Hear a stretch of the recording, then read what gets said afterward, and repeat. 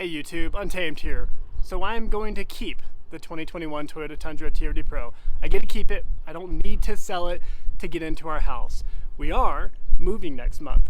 So for those of you who didn't watch my last kind of little personal life update video, we ended up getting a full asking price offer on our home here. We're out here in Wyoming. We got a full asking price offer after we had already taken it off the market. It had been on the market for about 3.5 months. We didn't get an offer. We took it off, and then out of the blue, a month and a half later, we got an offer from somebody who had looked at it while it was on the market. So we decided to, maybe perhaps naively, we decided to accept it and try to lean forward toward our quote-unquote dream house here in our hometown here. Unfortunately, that was just a little bit out of our price range, right? We tried, we really kind of stretched our budget and our finances to try to make it work, and perhaps we could have, but it just would have stretched us too thin. And well, you don't need to be a financial advisor to know that that's not always the wisest decision, to stretch yourself thin. You'd be in house rich but bank broke, and that's what we would have been, admittedly. So we're very thankful to have found another house within our favorite neighborhood here in town, and we're going to be moving to that next month. So in a month, we're going to be packing up the whole house here and moving just a few miles up the road into town, into a neighborhood.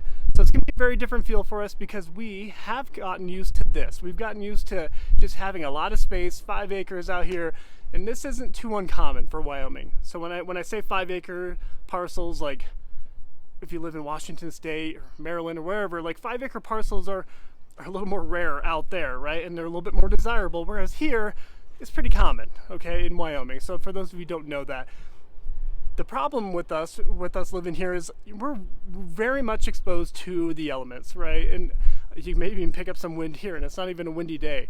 But especially during the winter time frame, living out in places like this can be a little harsh. And if you're like me and you like to be outside with the kiddos a lot, you can't be more often than not because it is so harsh out here.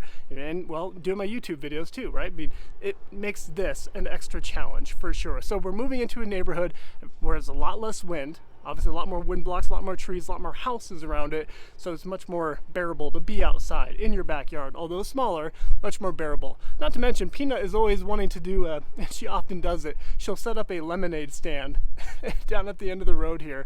And well, as you'd imagine, there's not a whole lot of customers. And she doesn't know this, but we often text our neighbors around here to see if they can pop out real quick. And we actually give them a few dollars to pay Peanut.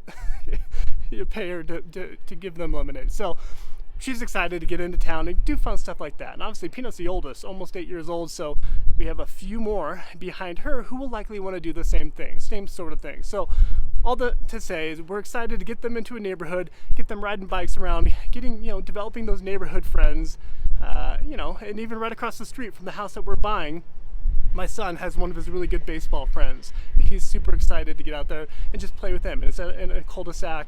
We're excited for that. It's going to be a change of pace, a change of lifestyle for us, for sure, but we're hopeful for it. Pros and cons to each of them, right? We understand that. So all this to say, keeping the Tundra here, very excited for that. That allows us to kind of do what I've always done, and experiment with other vehicles and not break our bank doing so. Whereas if we got that dream house, the quote-unquote dream house, we would have been breaking our bank to even live there, let alone trying to afford other vehicles and provide you guys with new content, right? So that just would have been a harder thing to do. So all that to say, it isn't the house that makes it a home. And I think I need to remind myself of this as I'm vocalizing it to you guys. So it isn't the actual size of the house, the niceness of the house that makes it a home. It is the people that you have within it, the relationships that you build in the family that you have, right?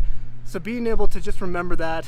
Oftentimes the people with the biggest houses and nicest cars tend to be the most unhappy, right? So I'm saying that out loud, reminding myself of it. We're very excited to get into town there and try something different. And obviously you guys will see it here next month. So just want to give you guys that update. I did receive a ton of interest in the Tundra here, an overwhelming amount, almost a concerning amount of interest in the Tundra here when I kind of hinted at needing to sell it in order to get into that next house. So I do appreciate you guys reaching out. I'm sorry to disappoint you a little bit, but personally I'm very excited to keep a hold of this last of the V8 Tundra here. Super excited. More content to come on this as I continue to do a few additional goodies to it. So thanks for watching as always, guys. For the 14 of you who appreciate this kind of personal life update, thanks for watching. Thanks for tuning in. Until next time.